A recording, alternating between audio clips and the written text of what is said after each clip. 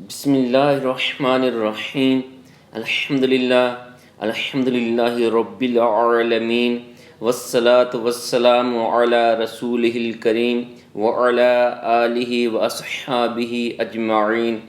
آج ہم انشاءاللہ امام کے پیچھے سورہ فاتحہ پڑھنی ہے یا نہیں، مزید کوئی اور سورہ پڑھنی ہے یا نہیں، اس کے بارے گفتگو کریں گے۔ قرآن پاک کی سورہ 7 آیت 204 میں حکم باری تعالیٰ ہے کہ وَإِذَا قُرِئَ الْقُرْآنُ فَاسْتَمِعُوا لَهُ وَأَنصِتُوا لَعَلَّكُمْ تُرْحَمُونَ، اور جب قرآن پڑھا جائے تو اس کی طرف کان لگا کر سنا کرو اور خاموش رہا کرو تاکہ تم پر رحمت ہو۔ اس آیت میں تلاوت قرآن پاک پر 2 کام کرنے ہیں ہم نے۔ نمبر 1 غور سے سننا، نمبر 2 خاموش رہنا۔ حافظ ابن کثیر نے اپنی تفسیر ابن کثیر میں لکھا ہے کہ اس کا شان نزول ان کفار قریش کے بارے میں ہے جو تلاوت قرآن کے وقت شور و غل کرتے تھے، مگر حضرت عبداللہ ابن عباس رضی اللہ تعالیٰ عنہ فرماتے ہیں کہ یہ آیت فرض نماز کے بارے ہے۔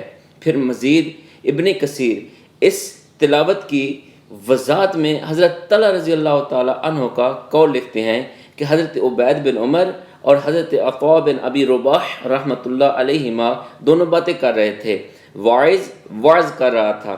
میں نے ان دونوں کو خاموش رہنے کا کہا تاکہ تلاوت قرآن پاک کو غور و فکر کے ساتھ سنا جائے، تو ان دونوں نے مجھے کہا کہ یہ نماز کے دوران قرآن پاک خاموش اور غور و فکر کے ساتھ سننے کا حکم ہے، نماز سے بیر کا نہیں ہے۔ تو پتہ چلا کہ اس آیت میں جاری تلاوت جب بھی ہو نماز میں، مطلب امام کے پیچھے جاری نمازوں کے وقت غور سے اور خاموشی سے قرآن سننا چاہیے۔ اکیلا نمازی تو کسی نماز میں بھی بلند آواز سے تلاوت نہیں کرتا۔ شریف کی حدیث نمبر 5 میں حضرت عبداللہ ابن عباس رضی اللہ تعالی عنہ وانصت کی وضاحت کرتے ہیں کہ جب حضرت جبریل علیہ السلام وحی لے کر آتے تو نبی پاک علیہ السلام جلدی جلدی یاد کرنے کی کوشش میں لگ جاتے تھے، تو اللہ پاک نے فرمایا لا تحرک به لسانک لتعجل به، کہ آپ صلی اللہ علیہ وآلہ وسلم اپنی زبان مبارک کو حرکت نہ دیا کرے۔ پھر حضرت عبداللہ ابن عباس رضی اللہ تعالی عنہ نے تحرک کی وضاحت دی ہے کہ تحرک کیا چیز ہے۔ فحرک شفتیہ، کہ اپنے ہونٹوں کو حرکت نہ دو۔ اس حدیث سے پتہ چلا کہ جب نماز میں مقتدی قرآن سنے تو نہ زبان کو حرکت دے نہ ہونٹوں کو، بلکہ بغیر حرکت لسان اور ہونٹ سنے۔ ابن ماجہ شریف کی حدیث 812 میں قرأت قرآن پاک کی وضاحت ہے کہ قرآن پاک کی 113 سورہ ہی قرأت ہیں یا فاتحہ بھی قرأت قرآن ہے، کیونکہ تمام امت 113 صورتیں نماز میں خاموشی سے سننے پر متفق ہیں الحمدللہ، مگر فاتحہ کی قرأت کے وقت امام کے پیچھے تمام متفق نہیں ہیں۔ اس لیے یہ حدیث پاک بتاتی ہے کہ حضرت امی عائشہ رضی اللہ تعالی عنہ فرماتی ہیں کہ کان رسول اللہ، نبی پاک علیہ السلام یفتتح القراءہ، جب نماز میں قرأت شروع کرتے تو بالحمد للہ رب العالمین سے شروع کرتے، مطلب فاتحہ بھی قرأت ہے۔ ماجہ شریف کی حدیث 805 میں ہے کہ نبی پاک علیہ السلام تکبیر تحریمہ اور قرأت کے درمیان تھوڑی دیر خاموش رہتے تھے۔ پوچھنے پر نبی پاک علیہ السلام نے بتایا کہ میں یہ دعا پڑھتا ہوں اللہم باعد بینی، آخر تک یہ پوری دعا، یا ابو داؤد شریف کی حدیث 776 میں جو دعا ہے سبحانک اللہم وبحمدک وتبارک اسمک وتعالی جدک ولا الہ غیرک، ان احادیث نے بتا دیا کہ تکبیر تحریمہ اور قرأت کے درمیان دعا پڑھنی چاہیے، پھر قرأت فاتحہ سے شروع ہوگی۔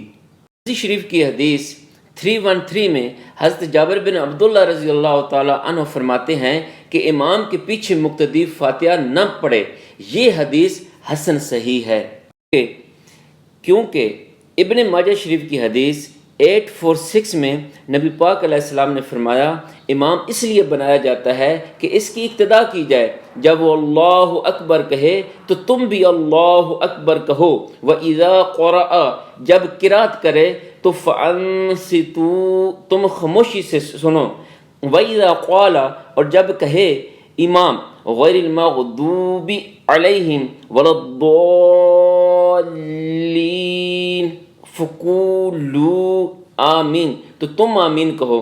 اس حدیث سے پتہ چلا کہ فاتحہ پڑھنا امام کے ذمہ ہے اور آمین کہنا مقتدی کے ذمہ ہے، اور فاتحہ کی قرات کے وقت خاموشی سے بغیر زبان ہلائے اور ہونٹ ہلائے سننا چاہیے۔ باقی بے شمار احادیث میں یہی حکم ملتا ہے کہ امام فاتحہ پڑھے گا اور مقتدی آمین کہے گا۔ میرا ویڈیو کلپ آمین اونچی یا آہستہ کہنی ہے، اس میں تمام احادیث سکرین پر موجود ہیں۔ مشکوٰۃ المصابیح کی حدیث 854 میں حضرت عبادہ بن صامت فرماتے ہیں کہ نبی پاک علیہ السلام نے ہمیں فجر کی نماز پڑھائی تو مقتدی نے پیچھے فاتحہ پڑھی، مطلب قرات کی۔ نماز کے بعد نبی پاک علیہ السلام نے فرمایا لعلکم تقرؤون خلف امامکم، شاید کہ تم امام کے پیچھے قرات کرتے ہو۔ قلنا ہم سب نے کہا نعم یا رسول اللہ، جی۔ تو آپ علیہ السلام نے فرمایا وَأَنَا أَقُولُ مَا لِي يُنَازِعُنِي الْقُرْآنَ، جب بھی میں کہتا تھا کہ کیا بات ہے کہ قرآن مجھ سے کوئی چھین رہا ہے، فرمایا تم سوائے ام القرآن کے کچھ نہ پڑھا کرو قرآن سے جب میں بلند قرات کروں۔ مشکوٰۃ المصابیح کی حدیث 3378 میں ینازعنی کی وضاحت ہے کہ ایک متعلقہ عورت نے نبی پاک علیہ السلام سے عرض کی میرا شوہر میرا بچہ ینزعہ منی، مجھ سے چھیننا چاہتا ہے۔ فقال رسول اللہ انت احق بہ، تیرے حق میں ہی یہ بچہ رہے گا جب تک تو مزید نکاح نہ کر لو۔ مسلم شریف کی حدیث قدسی 6680 میں نبی پاک علیہ السلام فرماتے ہیں کہ الکبریاء رداؤہ، کبریائی اللہ پاک کی چادر ہے۔